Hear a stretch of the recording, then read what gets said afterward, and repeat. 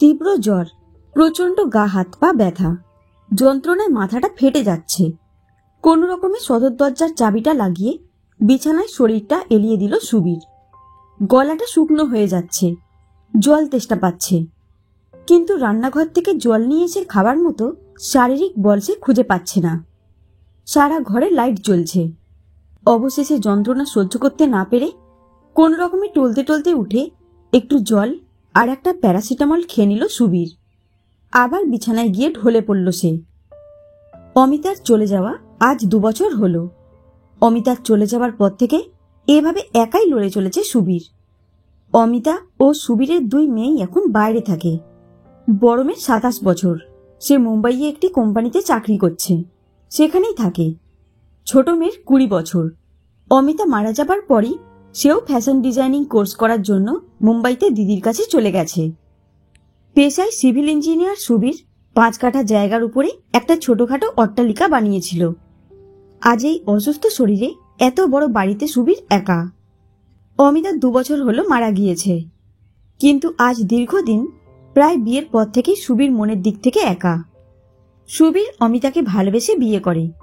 এ বিয়েতে সুবীরের বাবা মা, দাদা বৌদি, বোন ভগ্নিপতি কারোর মত ছিল না, কারণ সুবীরের ঘটি পরিবার মনে করত বাঙাল পরিবারের মেয়ে তাদের সংসারে মানিয়ে নিতে পারবে না। কিন্তু সুবীরের জেদের কাছে হার মেনে সবাই এই বিয়ে মেনে নিতে বাধ্য হয়। বিয়ের কিছুদিন পর থেকেই সংসারে অশান্তি শুরু হয় নানা কারণে। সেই অশান্তি চরম পর্যায়ে ওঠে অমিতা শাড়ির ব্যবসা খুললে। সুবীরের বাড়ির কেউ অমিতার এ কাজ সমর্থন করতে পারল না।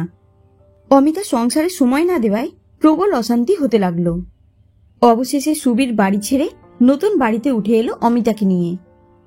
ততদিনে তাদের বড় মেয়ে হয়ে গিয়েছে। এবার তারা দুজনেই নিজের কাজ নিয়ে ব্যস্ত। ছোট্ট মুনিয়ার দেখভাল করা নিয়ে দুজনের মধ্যে মনোমালিন্য লেগেই থাকে। কে কখন নিজের কাজে যাবে, কে কখন কিভাবে কতখানি সংসার এবং সন্তানকে সময় দেবে, কার কাজের গুরুত্ব অন্যজনের কাছে কতখানি, এটা নিয়ে মন কষাকষিতে মাসে 10 দিন তাদের স্বামী স্ত্রীর সম্পর্ক স্বাভাবিক থাকলে 20 দিন একে অপরের সঙ্গে বাক্যালাপ করত না। এরই মাঝে অমিতার চরম অনিচ্ছা সত্ত্বেও তাদের দ্বিতীয় সন্তান জন্ম নেয় অমিতার গর্ভে। অমিতা বুঝতে পারার পরই নষ্ট করে দিতে চেয়েছিল সেই সন্তান। সুবীর অনেক বুঝিয়ে অমিতাকে রাজি করিয়েছিল সন্তানের জন্ম দিতে। অমিতা সুবীরকে বলেছিল এই সন্তানের দেখাশোনার দায়িত্ব তাকে নিতে হবে, কারণ তারও একটা কর্মজগৎ আছে। অমিতার কথা মতো সুবীর ছোট মেয়ের জন্মের পর নিজের কন্ট্রাক্টরের কাজ কমিয়ে দিয়ে মেয়েকে সময় দিতে লাগলো। আগে যেখানে বছরে 5টা প্রজেক্ট নিত, এখন সারা বছরে একটা প্রজেক্টের কাজে হাত দিল। সারাদিনে 3-4 ঘন্টার জন্য সে সাইটে যেত, বাকি সময় ঘরেই থাকত। এমনকি জন্মের পর থেকেই ছোট মেয়েকে নিয়ে সে আলাদা বিছানায় ঘুমোতো। মেয়ের 6 মাস বয়স পর্যন্ত মেয়েকে রাতে খাওয়ানোর জন্য অমিতার কাছে নিয়ে যেত। মেয়েরা একটু বড় হতেই তারা কোন মিডিয়ামে পড়বে, কোথায় পড়বে, কি নিয়ে পড়বে, কি পোশাক পরবে, সবকিছু নিজের মতো করে সিদ্ধান্ত নিতে চাইল অমিতা। সংসারে শান্তি বজায় রাখতে সবকিছু মেনে নিয়েছিল সুবীর। সুবীর বাড়ির সবার অমতে বিয়ে করেছে, বাড়ি থেকে নিজেই বেরিয়ে আসার সিদ্ধান্ত নিয়েছে। তাই তার সংসারের কষ্টের কথা, মনের যন্ত্রণার কথা শোনার কেউ নেই। সবকিছু মেনে নেওয়া ছাড়া উপায় নেই। বেসুরো জীবন বীণায় জোর করে সুর তুলে চলেছিল সুবীর। বেসুরো বীণাটা একেবারেই স্তব্ধ হয়ে গেল অমিতার ব্লাড ক্যান্সার ধরা পড়ায়। সুবীর অনেক চেষ্টা করেছিল। তার সমস্ত সঞ্চয় শেষ করে ফেলার পরেও বাইরে আত্মীয় স্বজন, অতি পরিচিত, অল্প পরিচিত সবার কাছে অর্থ ধার করল। অমিতার চিকিৎসার জন্য নগদ 50 লক্ষ টাকা খরচ করল, কিন্তু শেষ রক্ষা করতে পারল না। অমিতা চলে গেল। বেসুরো বীণার সব তারগুলোই গেল কেটে। দুঃখে সুখে যে জীবন চলে যাচ্ছিল তা যেন একেবারেই থেমে গেল। 30 বছরের দাম্পত্য জীবনের এভাবে পরিসমাপ্তি কখনো কামনা বা আশা কোনোটাই করেনি সুবীর। মায়ের মৃত্যুর 1 মাস পরেই ছোট বোন তিতলিকে নিয়ে মুনিয়া চলে গেল মুম্বাই।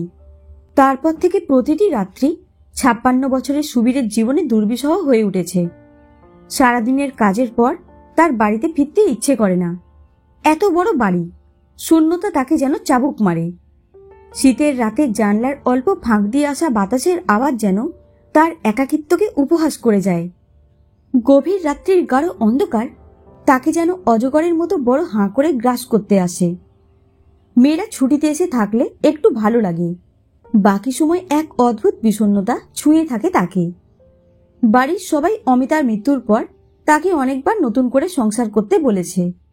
তার মন সেভাবে সায় দেয়নি। সে মেয়েদের কথা ভেবেই রাজি হয়নি। তার বন্ধু অজয় একদিন একজন বয়স্ক শিক্ষিতা অসহায় পাত্রীর সন্ধান নিয়ে এলো। সেই উদ্যোগী হয়ে মেয়েদের সামনে কথাটা তুলল। বলল, মুনিয়া, তিতলি, তোমাদের অনুপস্থিতিতে তোমার বাবার একজন সঙ্গীর প্রয়োজন। অসুস্থ অবস্থায় এত বড় বাড়িতে তোমার বাবাকে কে দেখাশোনা করবে, কে সঙ্গ দেবে?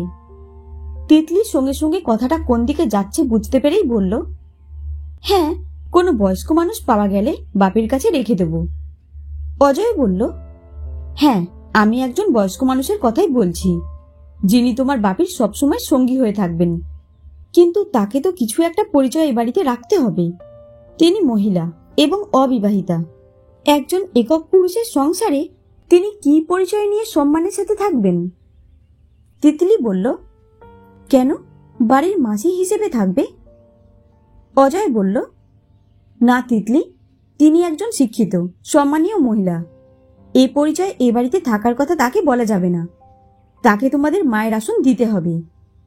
তিতলির সঙ্গে সঙ্গে তীব্র কণ্ঠে প্রতিবাদ জানিয়ে বলল, আমার মায়ের আসনে কাউকে বসানো সম্ভব নয়। এটা আমার মায়েরও ইচ্ছে ছিল না। বলেই তিতলি সেখান থেকে চলে গেল। মুনিয়া এতক্ষণ চুপচাপ বসেছিল। এবার সে বলল, বাপির জীবনের সিদ্ধান্ত বাপি নেবে। বাপি কিভাবে ভালো থাকবে বাপি ভাববে। এ বিষয়ে আমার কোনো মতামত নেই। বলে মুনিয়াও চলে গেল সেখান থেকে উঠে। আর কথা এগোয়নি। এভাবেই অন্ধকারের মধ্যে দিশাহারা হয়ে পথ চলছিল সুবীর।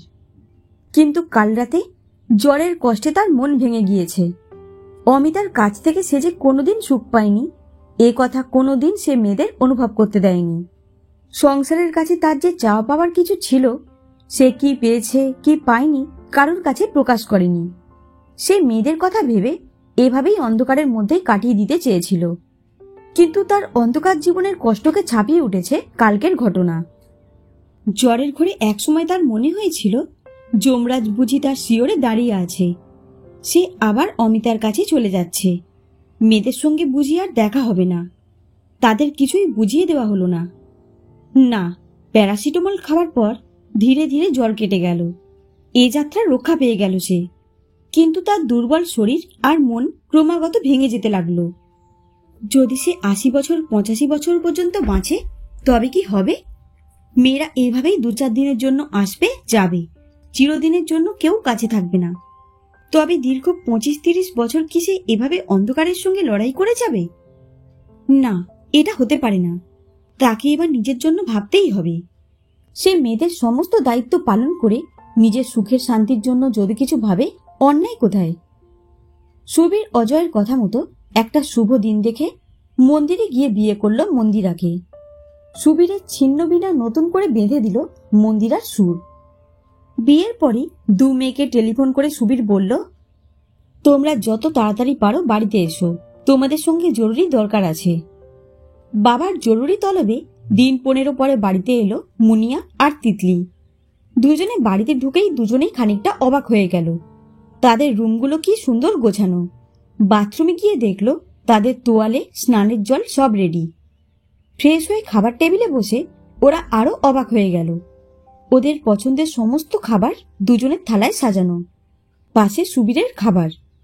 তিতলি খেতে খেতে বলল, কতদিন পরে এত ভালো খাবার খাচ্ছি। মা তো সময় পেত না। কাজের মাঝে রান্না খেয়ে এ পোস্ত বড়ার স্বাদ ভুলেই গিয়েছিলাম। বাপি, তুমি এত ভালো রান্না করলে আমাদের জন্য। রান্নাঘর থেকে আরেকটা পোস্ত বড়া নিয়ে এসে মন্দিরা বলল, আরেকটা বড়া দিই তিতলি? তিতলি মুনিয়া দুজনেই অবাক হয়ে তাকিয়ে রইল মন্দিরার দিকে। কি অদ্ভুত সারল্য চোখে, মুখে, চেহারায়, ব্যবহারে। দেখলেই শ্রদ্ধা করতে ইচ্ছে করবে। সুবীর বলল, তোমাদের আগে জানানো হয়নি, এই জন্যই তোমাদের ডেকেছি।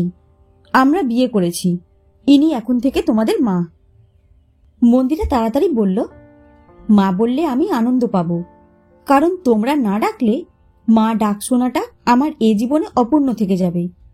তবুও তোমাদের যদি ইচ্ছে না করে, তোমরা আমাকে মাসি বলেই ডেকো। আমি তোমাদের মায়ের মতোই সুখে দুঃখে তোমাদের পাশে থাকব। তিতলি মুনিয়া দুজনেই জড়িয়ে ধরল মন্দিরাকে। আনন্দে সুবীরের চোখে জল এসে গেল।